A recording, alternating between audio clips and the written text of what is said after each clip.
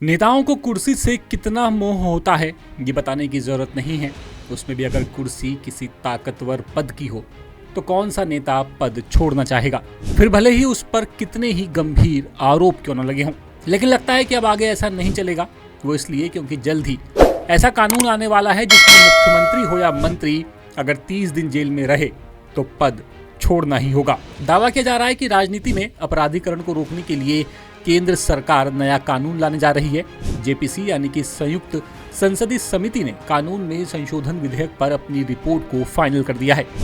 ये रिपोर्ट अब लोकसभा अध्यक्ष ओम बिरला को सौंपी जाएगी।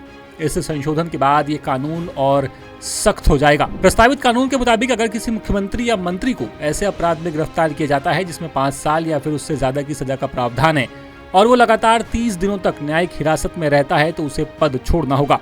अगर संबंधित व्यक्ति अपनी मर्जी से पद नहीं छोड़ता तो 31वें दिन उसका पद खुद ब खुद खाली माना जाएगा। जम्मू कश्मीर के संदर्भ में मुख्यमंत्री की सलाह पर उपराज्यपाल संबंधित मंत्री को पद से हटा सकेंगे, जबकि अगर मुख्यमंत्री खुद हिरासत में होगा तो उसे इस्तीफा देना होगा। इस संविधान संशोधन विधेयक का सबसे महत्वपूर्ण प्रावधान उन जनप्रतिनिधियों से जुड़ा हुआ है जो गंभीर आपराधिक मामलों में आरोपी हैं। बैठक में कहा गया कि ये विधेयक दोष सिद्धि से पहले सजा देने की कोशिश नहीं बल्कि सार्वजनिक पदों की नैतिक गरिमा बनाए रखने का उपाय है। समिति के सदस्यों का मानना है कि जनता का विश्वास तभी कायम रह सकता है जब सरकार और शासन व्यवस्था से जुड़े हुए लोग कानून और नैतिकता के मानकों का पालन करें।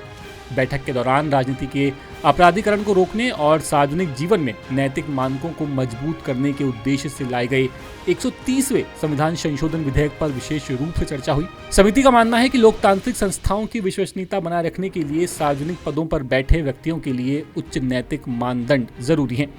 बता दें कि समिति के अध्यक्ष अपराजिता सारंगी और रायपुर सांसद बृजमोहन अग्रवाल इसके सदस्य हैं। समिति के अध्यक्ष अपराजिता सारंगी ने कहा कि 11 बैठकों में अलग अलग पक्षों, विशेषज्ञों और राज्यों के प्रतिनिधियों के सुझाव लेने के बाद रिपोर्ट तैयार की गई है, जिसे अब सदन में चर्चा के लिए भेजा जाएगा। बृजमोहन अग्रवाल ने भी कहा कि भारतीय लोकतंत्र की सबसे बड़ी ताकत उसकी नैतिक वैधता है। उनके मुताबिक सार्वजनिक पदों पर बैठे व्यक्तियों का आचरण कानून के तहत सर्वोच्च आदर्शों के तहत होना चाहिए। अग्रवाल ने कहा कि जिस तरह सिविल सेवाओं में 48 घंटे से ज्यादा की हिरासत पर डीम्ड सस्पेंशन लागू हो जाता है, उसी तरह गंभीर अपराधों में लंबे वक्त तक हिरासत में रहने वाले निर्वाचित प्रतिनिधियों के लिए भी स्पष्ट मानदंड होना चाहिए। हाल ही में आई एडीआर की रिपोर्ट के मुताबिक लोकसभा में 251 यानी कि 46% सांसदों पर आपराधिक मामले दर्ज हैं। इनमें से 169 सांसदों पर सीरियस केस है, यानी कि 31% सांसदों पर गंभीर मामले हैं।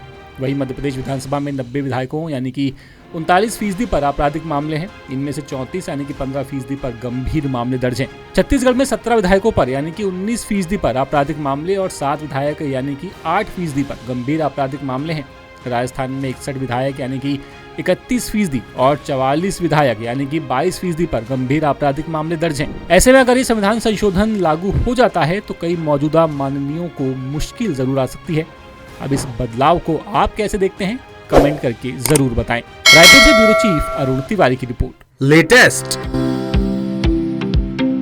इन्वेस्टिगेटिव और इन डेप्थ खबरें देखने के लिए ज्वाइन कीजिए द सूत्र का व्हाट्सएप चैनल, सब्सक्राइब कीजिए YouTube चैनल, लाइक कीजिए Facebook पेज और पढ़ते रहिए www.daसूत्र.com।